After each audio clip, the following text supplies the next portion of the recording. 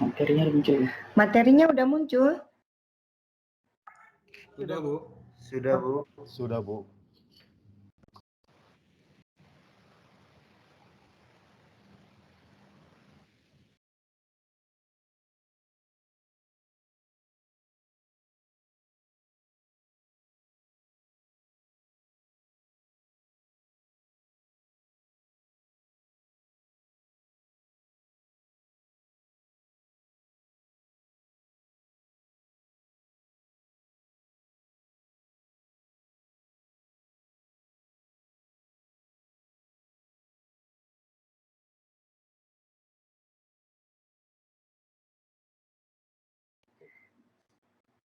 Ya.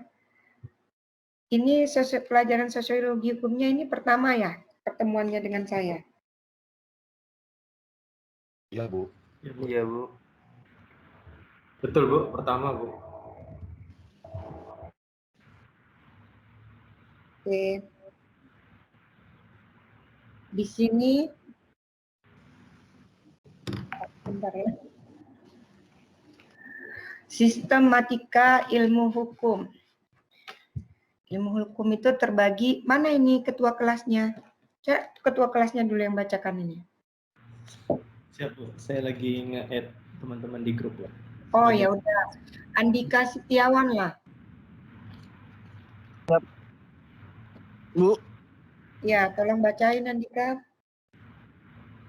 sistematika ilmu hukum. Ilmu hukum tentang kaidah yang menelaah hukum.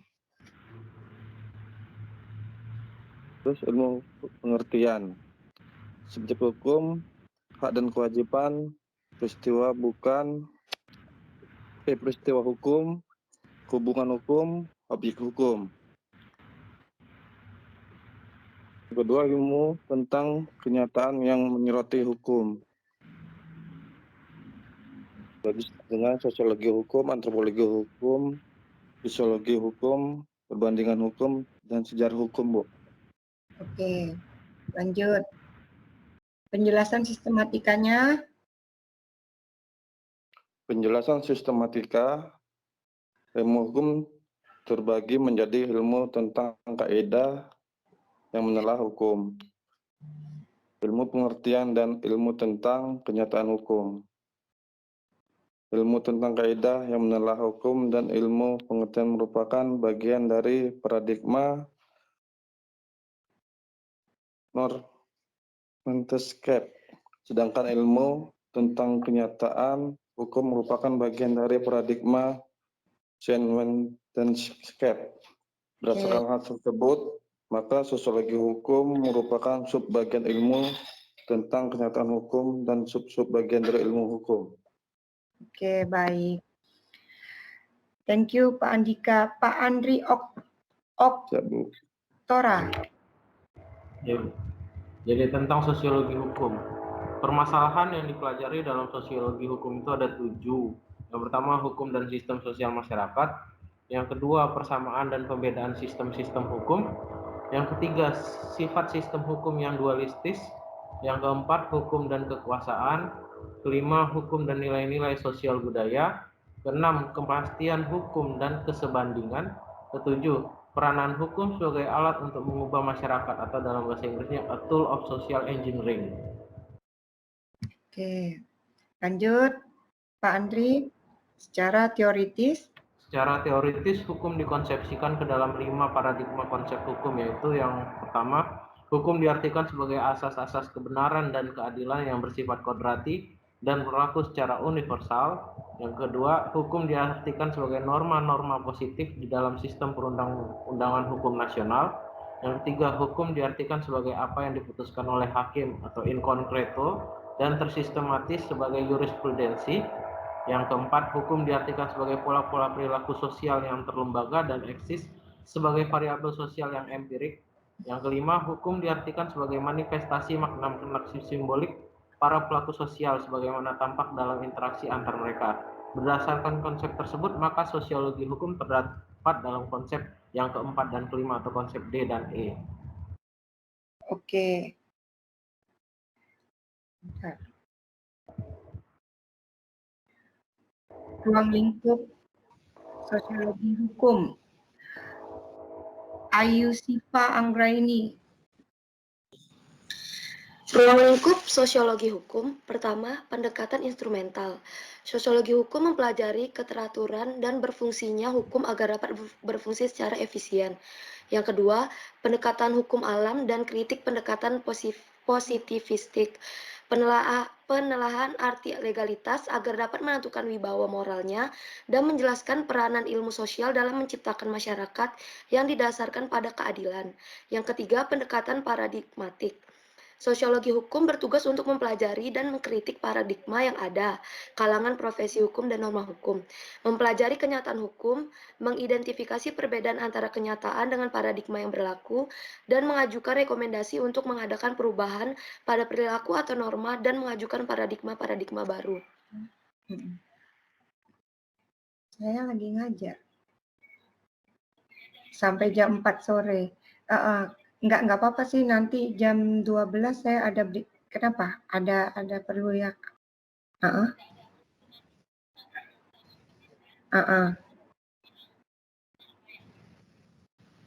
Jadi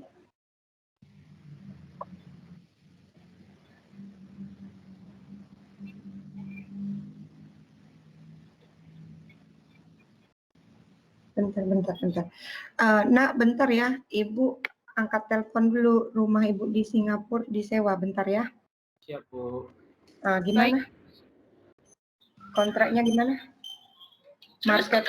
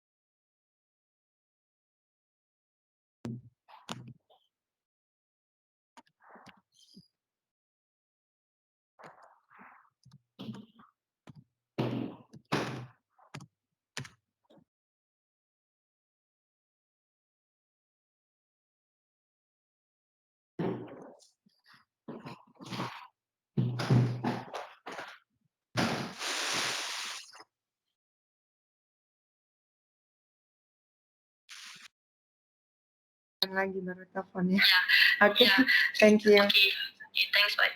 Ya, bye. Oke, kita lanjut. Tadi siapa ya? Ayus Siva ya. Udah ya ini tadi ya. Sudah, Bu. Prof. Sampai di sini ada yang mau ditanyakan, kita lanjut dulu lah ya. Sosiologi hukum mempunyai kegunaan antara lain, Ernest,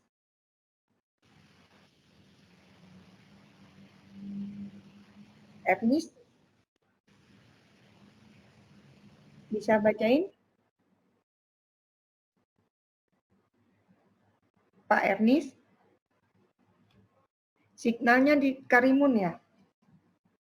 Halo? Mungkin signalnya lagi jelek, Bu. Ya, Gracius. Enggak apa-apa. Gracius? Gracius? Ya, boleh. Sosiologi hukum mempunyai kegunaan antara lain A. Memberikan kemampuan bagi pemahaman terhadap hukum di dalam konteks sosial.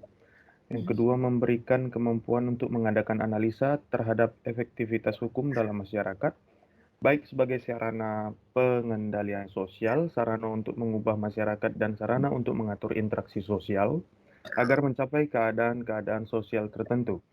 C. Memberikan kemungkinan-kemungkinan serta kemampuan untuk mengadakan evaluasi terhadap efektivitas hukum di dalam masyarakat.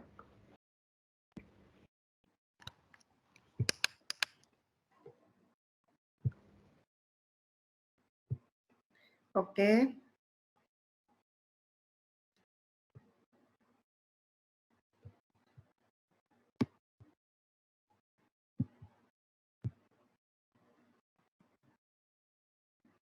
Hendra, tentang pengertian dasar hukum.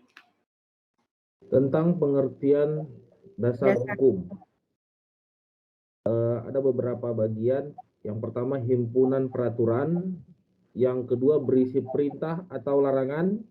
Yang ketiga, mengandung pertimbangan kesusilaan. Yang keempat, ditujukan pada tingkah laku manusia dalam masyarakat. Yang kelima, menjadi pedoman bagi penguasa. Yang keenam, diperuntukkan untuk melindungi kepentingan manusia dalam masyarakat. Oke. Thank you, Pak Hendra. Henry Wahyudi.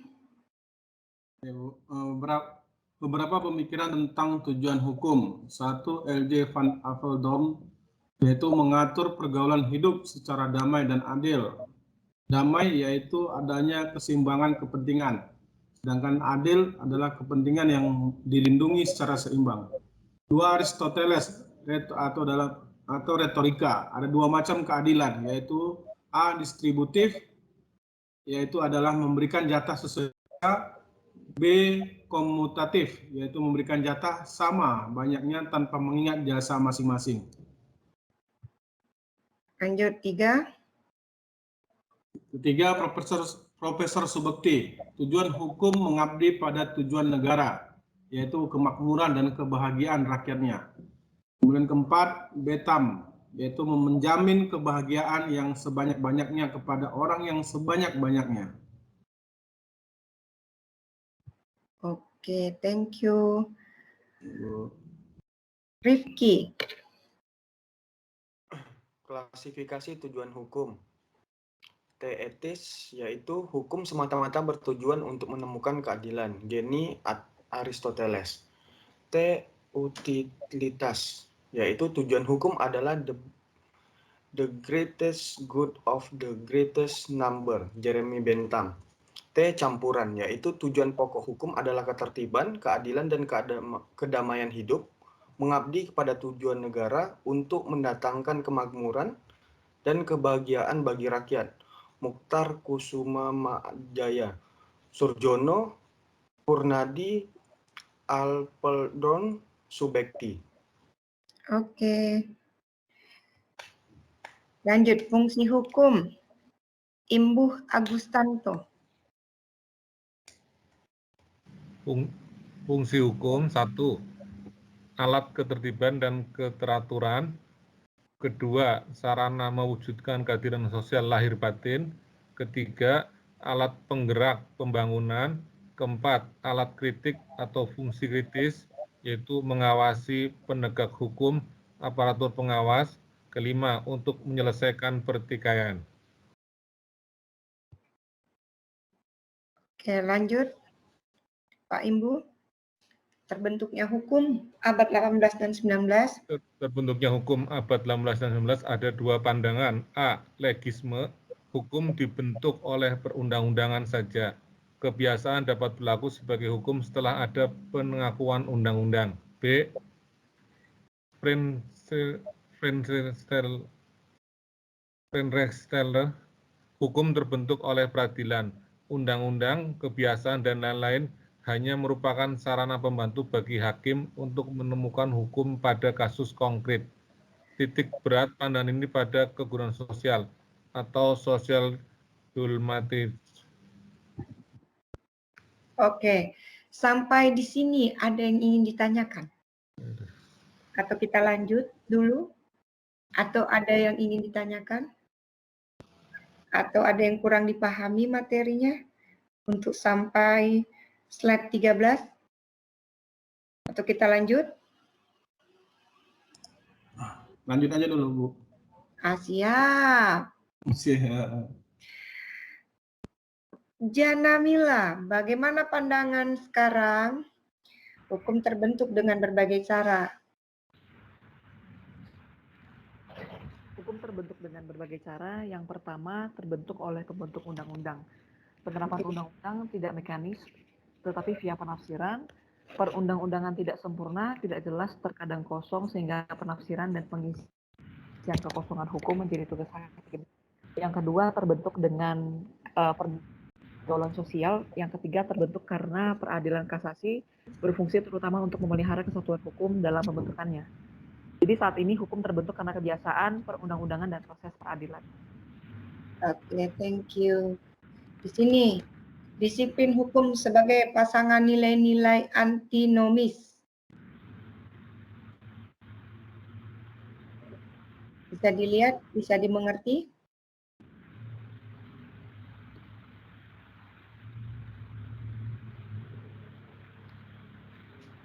Coba Javensius, bisa bacakan? Bisa, Bu. Ya, silakan. Harus bisa ini, tamatan USU ini. Disiplin hukum sebagai pasangan nilai-nilai antinomis memiliki tiga asas, yaitu asas kenikmatan, asas realitas, dan asas keteguhan. Oke. Ketiga asas ini melingkupi spiritualisme, materialisme, individualisme, kolektivisme, inovatisme, dan konservatisme. Good. Lanjut. Tabel yang selanjutnya. Objek ilmu hukum tentang kenyataan hukum terdiri dari beberapa lapisan. Dari lapisan paling bawah yaitu sikap tindak. Dan kemudian di atasnya ada kaidah yang terdiri dari suruhan atau gebot, kebolehan atau dispensati, dan larangan atau verbot. Lapisan di atasnya itu asas, dan lapisan tertinggi adalah nilai. Oke. Di sini saya mau nanya, waktu masuk ke S2 itu udah ada pengajuan judul tesis kalian? Belum, Bu. Sebelum, Bu. Belum ada, Bu. Belum ada. Belum ada sama sekali ya? Belum ada, Bu. Oke. Jadi ancang-ancang rencananya udah ada nih.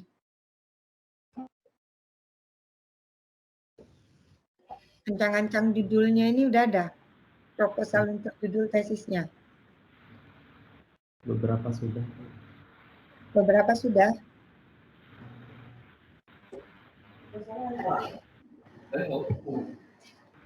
Oke. Lanjut, Javensius.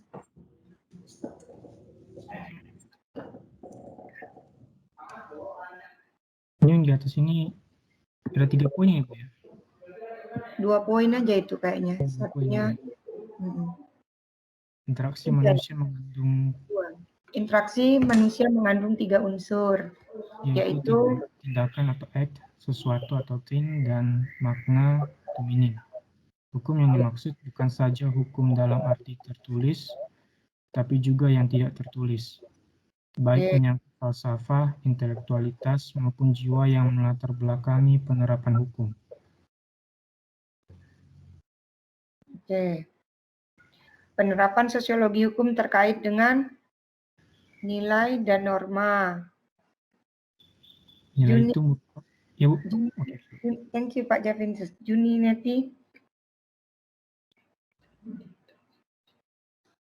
Oh, ada slide yang hilang ya. Ada slide yang hilang tadi ya, yang ini ya. Slide yang hilang itu arti sosiologi hukum. Ilmu pengetahuan tentang interaksi manusia yang berkaitan dengan hukum dalam kehidupan bermasyarakat. Pemahamannya tadi yang dibacakan Pak Juventus ya, interaksi manusia. Oke, kita lanjut Junineti. Penerapan sosiologi hukum terkait dengan nilai dan norma. Nilai itu apa, Neti?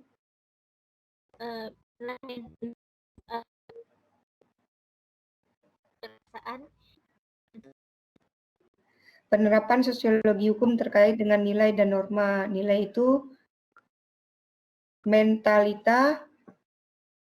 Bisa lihat, Neti? Junineti? Oke, Martina. Ya Bu, ya Bu. Penerapan sosiologi hukum terkait dengan nilai dan norma. Nilai yaitu mentalita atau aktivitas jiwa, cara berpikir, berperasaan yang terbentuk dari perilaku manusia menjadi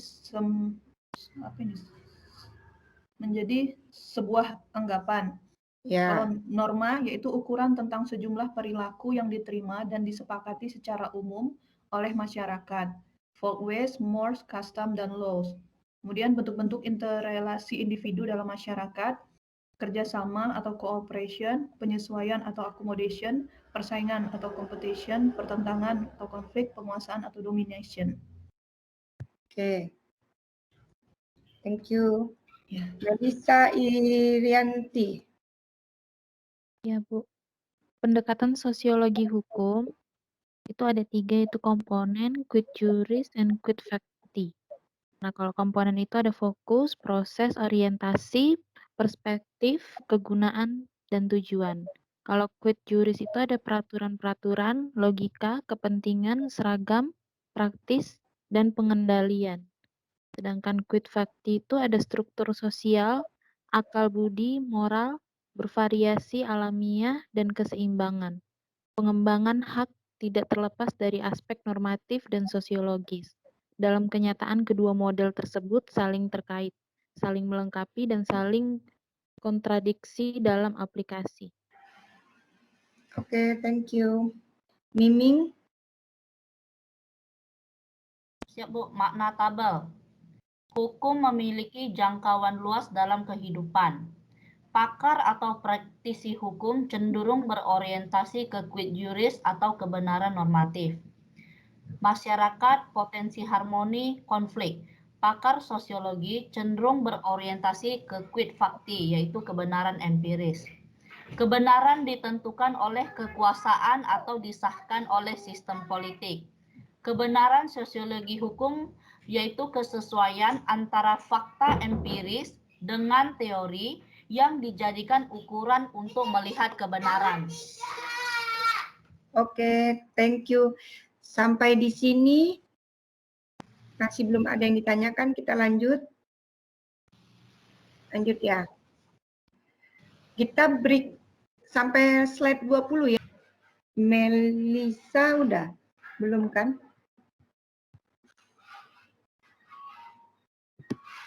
Melissa Irianti udah, Mimi udah. Muhammad Isa. Muhammad Isa. Muhammad Isa ada? Halo? Masih kaget. Muhammad Isa. WC. Mungkin lagi ke WC, Bu. Oh, nggak apa-apa. Novrianti. Saya, Bu. Ya, pendekatan sosiologis. Baik, Bu. Pendekatan yuridis. Baik. Pendekatan sosiologis. Di dalam pendekatan sosiologis ini ada 5, yaitu ada yang pertama pemegang peran kedudukan status, yang kedua peranan, yang ketiga pelaksanaan peranan, yang keempat hubungan antar peranan, yang kelima objek peranan. Dan untuk pendekatan yuridisnya juga ada 5, yang pertama subjek hukum, yang kedua hak dan kewajiban, yang ketiga peristiwa hukum, yang keempat hubungan hukum, yang kelima objek hukum. Oke.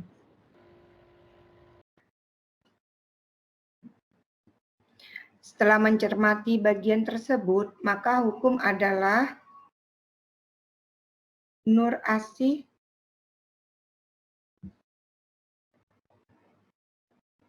Lanjutlah Novrianti.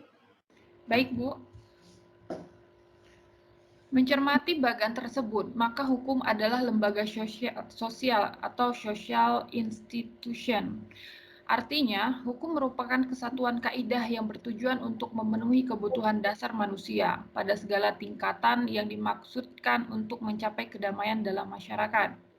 Namun sebagai lembaga sosial, hukum tidak hanya menciptakan keteraturan bagai lembaga sosial lainnya, akan tetapi juga menciptakan nilai, azas, dan kaidah sendiri. Karena itu, hukum menciptakan fasilitas untuk menyederhanakan dan melancarkan proses interaksi sosial. Oke, sampai di sini ada yang ingin ditanyakan? Belum? Lanjut. Nur Asih. Nur Asihnya masih break. Izin Bu, sambil bekerja Bu. Oke. Hukum bukan hanya merupakan sarana untuk mencapai tujuan tertentu, akan tetapi merupakan gejala yang berkembang secara mandiri dengan tujuan-tujuan tersendiri. Gejala demikian dinamakan pelembagaan, institutionalization, atau internalization. Yang dibagi menjadi 2, ada positif, yang itu menciptakan hubungan antara rule of majority dengan rule of law. Dan yang negatif, memisahkan diri dari intern subhukum. Misalnya paham formalis. Thank you, Nur. Rifki Ihsan lagi. Rifki Ihsan. Masih di situ? Masih Bu, masih. Tentang manusia dan masyarakat. Manusia sebagai makhluk sosial atau zon politikon ada tenden individualis dan tenden sosial. Bentuk masyarakat berdasar pembentukannya. Yang pertama teratur dengan tujuan tertentu. Yang kedua teratur dengan sendirinya atau persamaan kepentingan. Yang ketiga masyarakat tidak teratur. Oke. Thank you, Rifki. Rosmilianti.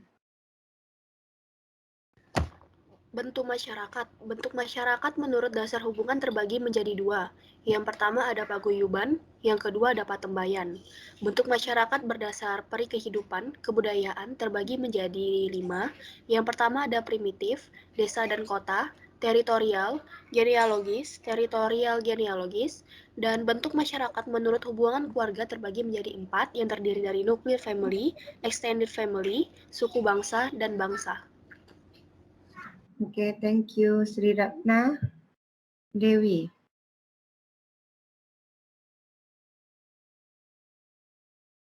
Sultan Bayu Anggara. Masyarakat dalam kelompok-kelompok sosial. Syarat-syarat suatu kelompok sosial, setiap warga kelompok harus sadar bahwa ia merupakan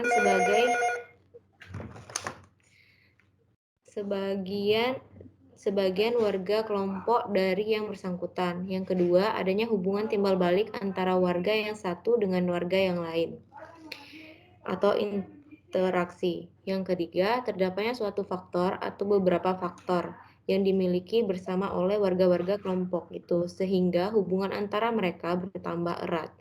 Faktor itu dapat berupa nasib yang sama, kepentingan dan tujuan lain-lain.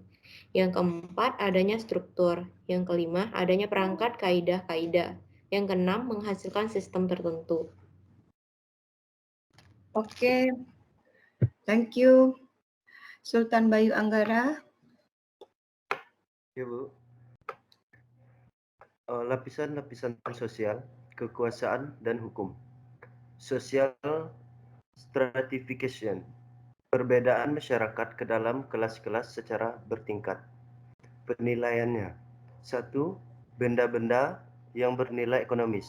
Kedua, kekuasaan. Ketiga, ilmu pengetahuan. Keempat, kesalehan dalam agama, dan lain-lain.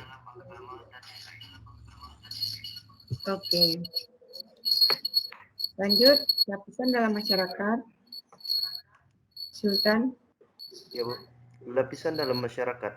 1. Lapisan atas, upper class. Yang kedua, lapisan menengah atau middle class.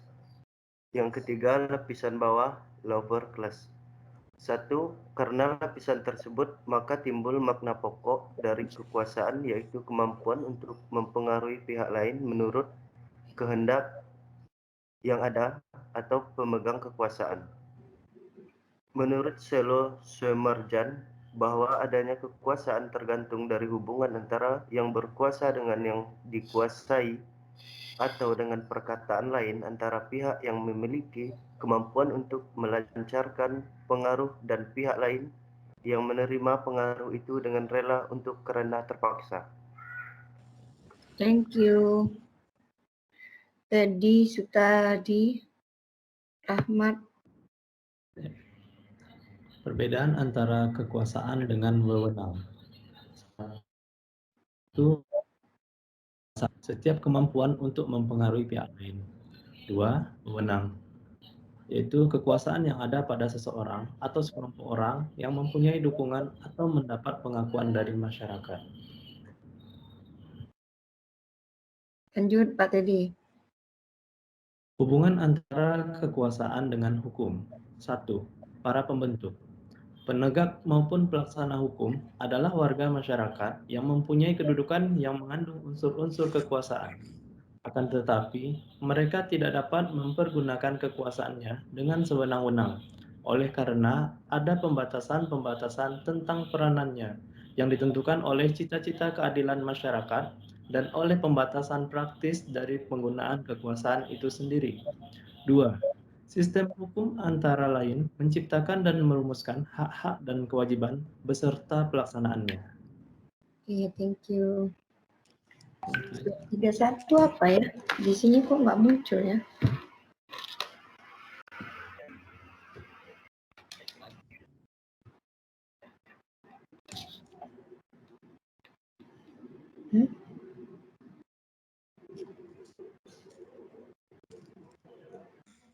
Slide 31 apa ya di sini? Kosong itu, Bu. Kosong ya, Bu.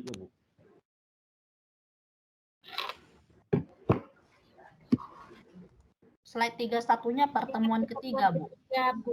Pertemuan ketiga. Oh, makanya ini kita belum nyampe pertemuan ketiga ini. Itu nanti habis break makan siang. Jadi berarti kita sampai sini. Ada yang ingin ditanyakan?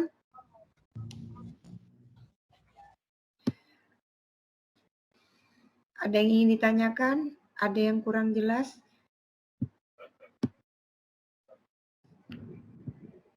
Bu, Ya, silakan.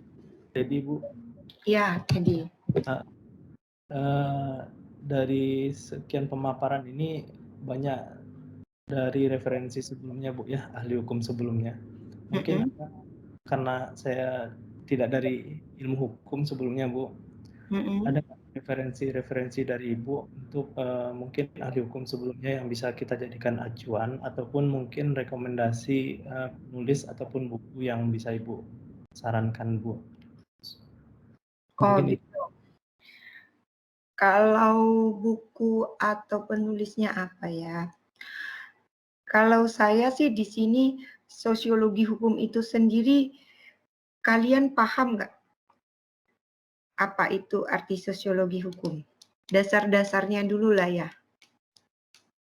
Dasar-dasar dari sosiologi hukum itu paham nggak? Oke, sekarang saya tanya. Sosiologi itu apa? Gejala ilmu sosial. yang mempelajari interaksi antar manusia, Bu. Oke. Interaksi antar manusia. Berarti kita kayak kita bergaul, kita bertemu sama orang, berbicara sama orang, itu sosiologi ya. Buku karangan siapa ya? Sebentar.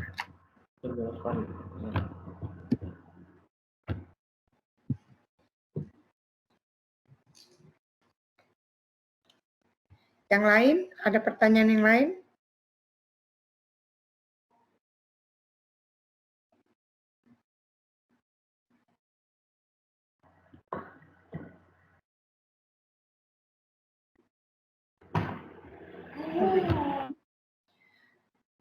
Kalau nggak ada, kita copy time, break. Setelah masuk break copy time, nanti Ibu mau ngasih tugas loh. Bentar ya.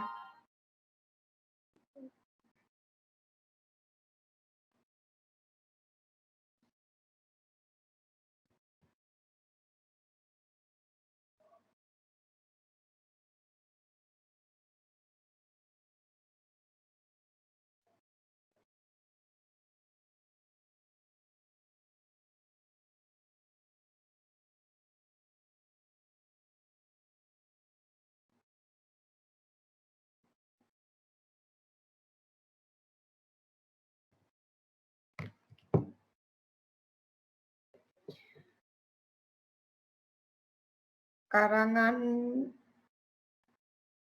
Dr. Sujono Sukanto juga bagus. Pokok-pokok ya, Bu. Iya. Karangan Dr. Sujono Sukanto.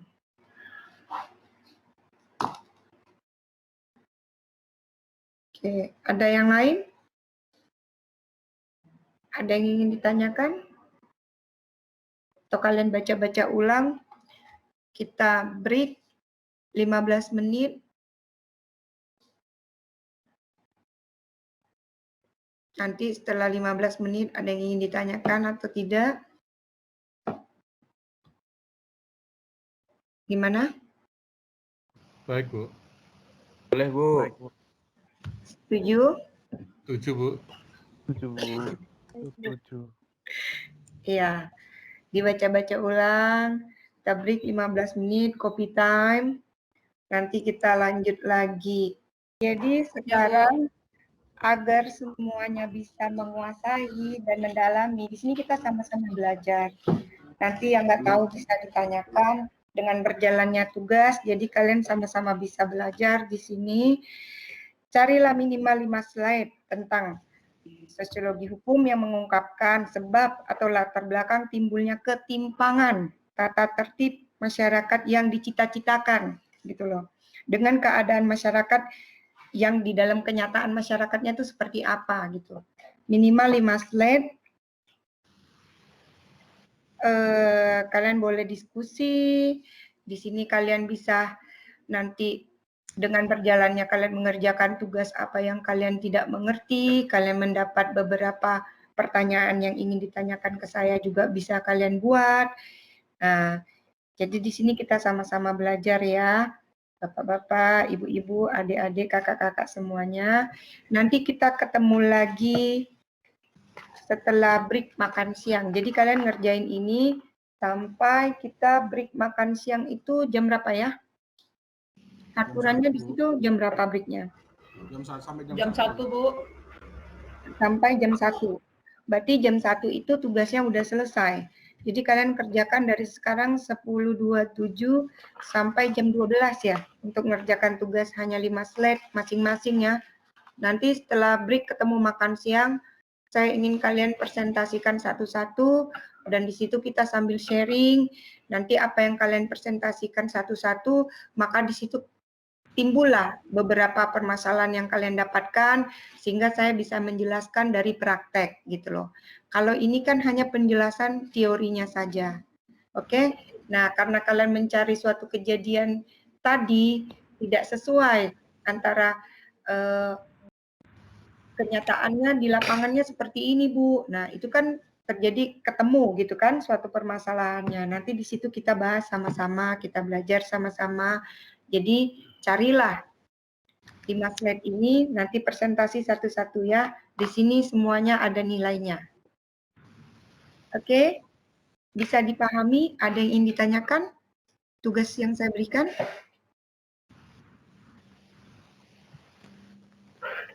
Ini tugas paling mudah loh untuk kelas ini daripada kelas sebelumnya. Kelas sebelumnya saya suruh bikin proposal. Ini benar-benar yang paling easy dari saya. Ada yang ingin ditanyakan? Ini 5 slide berarti PowerPoint, Bu ya? PowerPoint. Ya. Siap, terima kasih, Bu. Boleh? Bisa lah itu. Mudah kok. Mudah banget itu. S2 loh. Harus bisa loh. Oke? Jadi kalian bisa diskusi sampai jam makan siang jam 12 kita break, jam 1 ketemu saya mau presentasi satu-satu. Nanti kita belajar sama-sama. Oke? Sampai di sini ada yang ingin ditanyakan? Sampai di sini ada yang ingin ditanyakan? Cukup?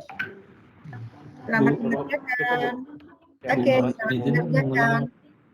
Hah? Kenapa? Kenapa? Bu? Ya. Ya, slide tentang ketimpangan tata tertib di masyarakat yang seharusnya ya, Bu? Iya. Jadi yang kalian temuin misalnya kalian inginnya tuh, Bu, di sini Bu, penjelasan dari Ibu begini, atau misalnya Bu, yang saya tahu itu sosiologi hukum seperti ini, tapi kejadian di masyarakatnya Bu nggak seperti ini. Nah, kalian bikin dalam satu PowerPoint itu minimal 5 slide. 5 slide itu nggak banyak. Kalian jelasin, kenapa kok nggak bisa sesuai dengan kenyataannya Bu, gitu kan banyak itu. Sosiologi hukum itu adalah perilaku manusia, tindakan-tindakan apa yang dia buat. Jadi kalau kalian ingin intinya, kalian harus tahu apa yang terjadi di masyarakat sebenarnya dengan sosiologi hukum itu.